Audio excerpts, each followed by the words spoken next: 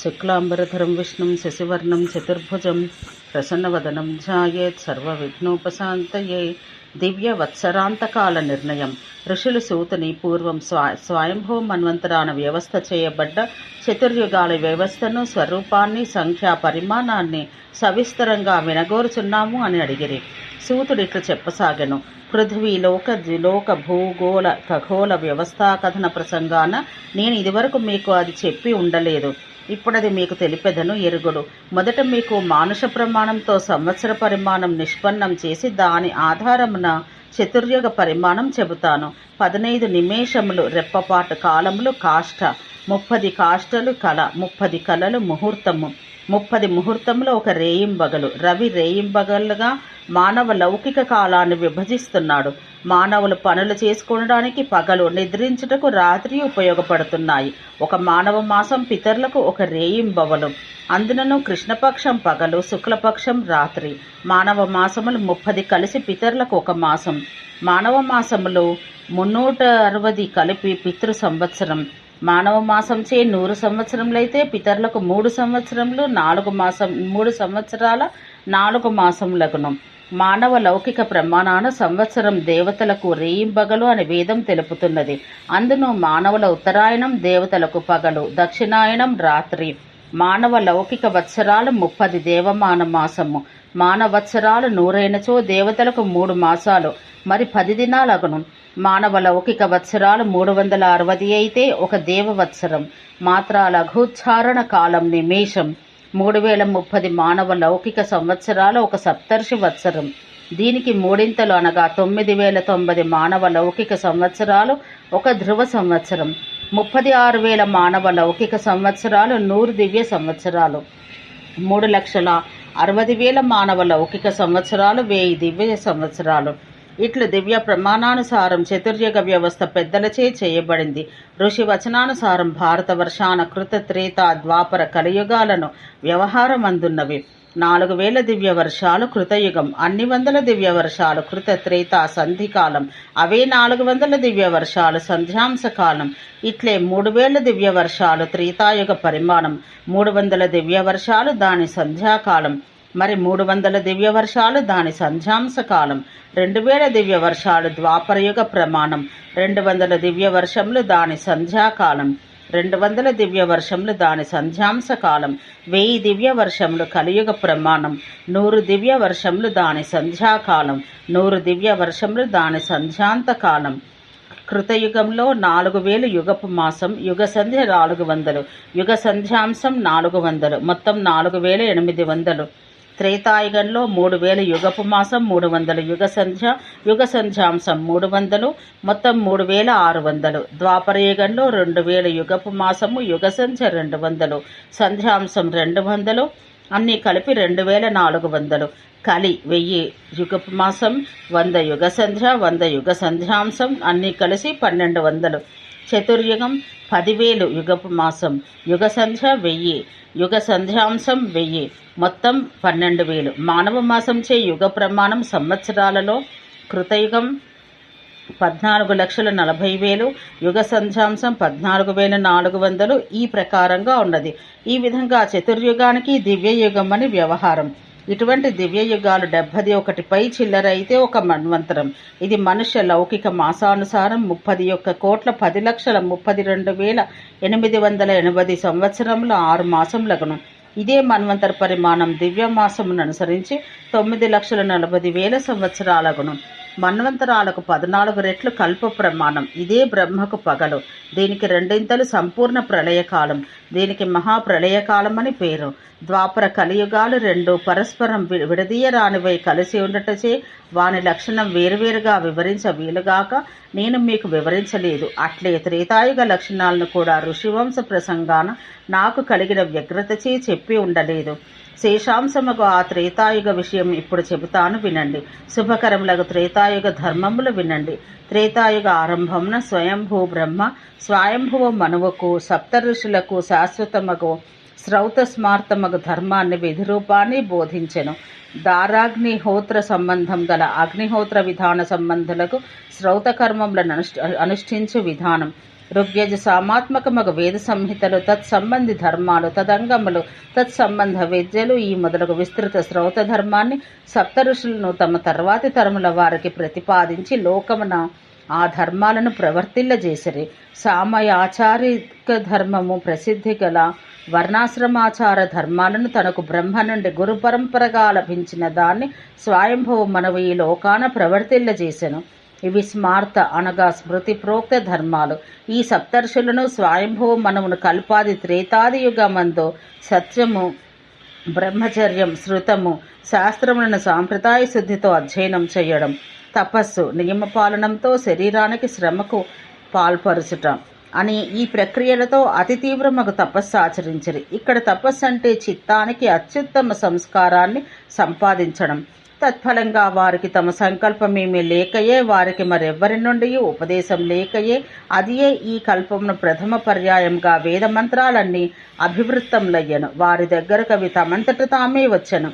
వైదిక మంత్రాలు వీరికి సాక్షాత్కరించుట, దర్శనమున మంత్రములందు ప్రతిపాదించబడే విషయం శబ్దరూపాన చిత్తమునకు మాత్రమే గాక చెవికి కూడా గోచరించుట, తారక రూపాన నక్షత్రములందు అంతరిక్షానే ఈ మంత్రరూపాలను వాణియందు ప్రతిపాదించబడు దేవతాతత్వములు, వాణితో ఆచరించవలసిన యాగాది ప్రక్రియలు గోచరించుట, దత్తాత్రేయాది యోగులు ఎరిగిన తారక యోగ సిద్ధిచే ఈ విషయాలు వారి చిత్త శ్రవణానికి గోచరించుట ఇట్టి అద్భుత విధానాలతో జరిగెను. ఈ వేదమంత్రాలు దేవతలకు అందరికీ శబ్దాత్మకములకు ఆశ్రయాలు. మరి ఈ వేదమంత్రములు సప్తర్షులకు ఎట్లు మొదటిసారిగా ఈ కల్పమున ప్రతిభాతములు అయ్యను అనిన ఇత పూర్వపు కల్పములందును ఆయా ప్రమాణ జ్ఞానం నందు సిద్ధినందిన ఆయా మహానుభావులకు అంతకు ముందటి కల్పములందు వలనే స్ఫురించగా వారు వారిని ఆ కల్పములందు లోకములందు ప్రవర్తిల్లజేసిరి.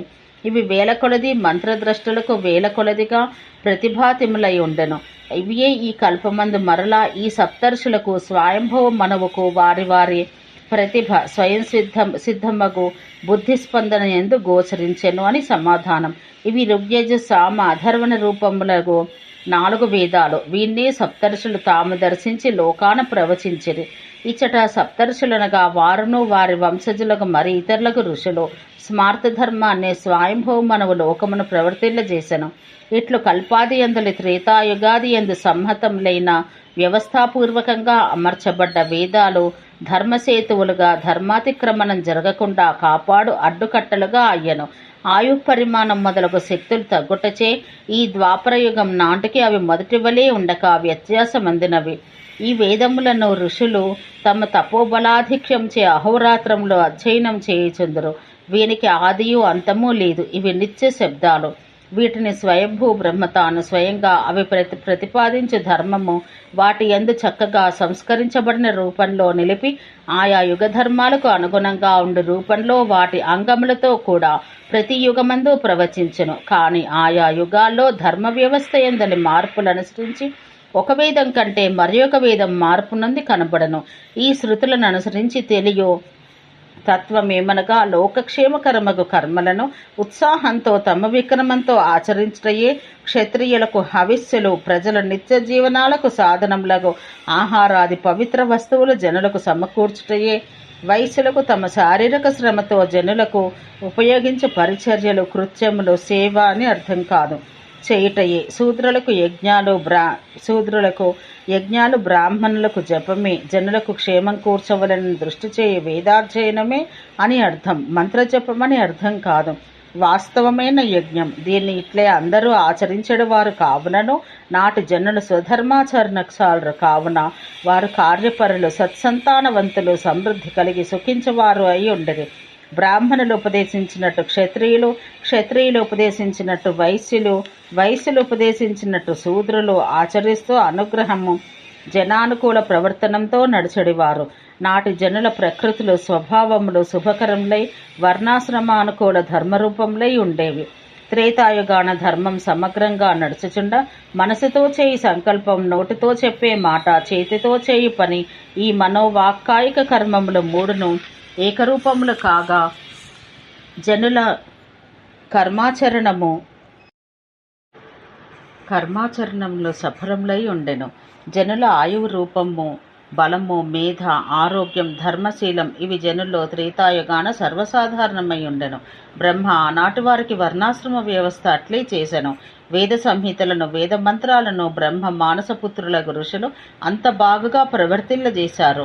వారు యజ్ఞాలను అంత తిన్నగా ఆనాడు ప్రవర్తిల్లజేశారు. సత్యజప తపో దానాలు పూర్వయుగంలందరి ధర్మంలై ఉండెను. కానీ క్రమంగా ధర్మశాఖ తగ్గిన కొలది అధర్మం అధికం కాసాగెను. ఆ యుగంలందు జనులు సూరులు, ఆయుష్మంతులు, మహాబలులు, క్షమావంతులు, న్యస్తదండులు, మహాయోగులు, యజ్ఞానుష్ఠాతలు, వేదాధ్యయన తత్వజ్ఞాన పరులు, పద్మపత్ర నేత్రులు, విశాల ముఖులు, చక్కని దేహపు అమరిక కలవారు, సింహవక్షం కంటే దృఢ విశాలవక్షం కలవారు, మహాసత్తులు, మదపుటేనుగు వలె నడుచువారు, మహాధానుష్కులు, న్యగ్రోధ పరిమండలు, సర్వలక్షణ సంపూర్ణులు అయినాటి చక్రవర్తులుండెరివారు. న్యగ్రోధమనగా బార అని అర్థం. బార కొలతకు వచ్చుటచే బాహువులకు న్యగ్రోధములు అని నామం. నిలువనగాని అడ్డమునగాని బారలతో కొలవదగినంత పొడవు, లావు, చుట్టుకొలత గల వారిని న్యగ్రోధ పరిమండలమందరు. ఆ స్వయంభవ మన్వంతరాన చక్రవర్తులు విష్ణువంశాన చక్రము, రథము, మనులు, భార్య, నిధి, అశ్వములు, గజములు అనే సప్తరత్నాలు కలిగి ఉండేవారు. గడుస్తున్న గడవనున్న త్రేతాయుగములందెల్ల చక్రవర్తులు ఇట్టివారే. ఈ చెప్పిన సప్తరత్నాలను ముందు చెప్పబోవు లక్షణాలను వారికి శుభకర లక్షణాలుగా ఉండను. బలము, ధర్మము, సుఖము, ధనము ఇవి అత్యద్భుతములకు లక్షణాలు. వీటిని పరస్పర విరోధం లేకుండా ఆ త్రేతాయుగ రాజులు సమంగా నిర్వహించరు. ధర్మార్థ కామ యశో విజయైశ్వర్య అనిమాది ప్రభుశక్తి శాస్త్ర తపో లక్షణాలందు వారు ఋషులను, మానవులను, దానవులను కూడా తిరస్కరించగలిగి ఉందరు.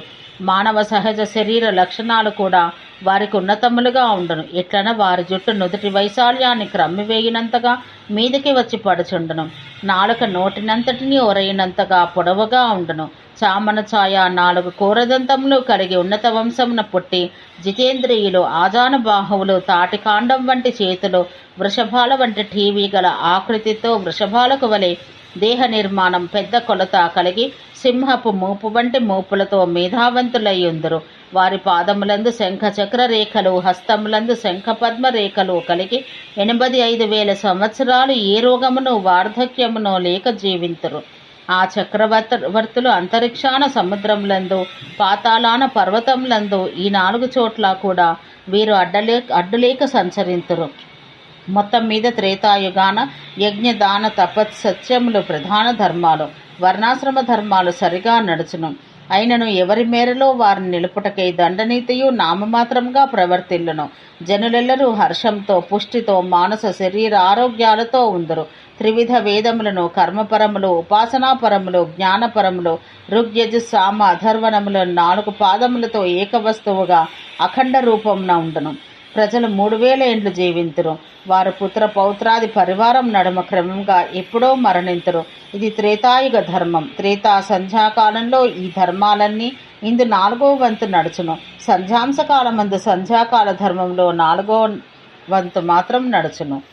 ఓం శాంతి శాంతి శాంతి.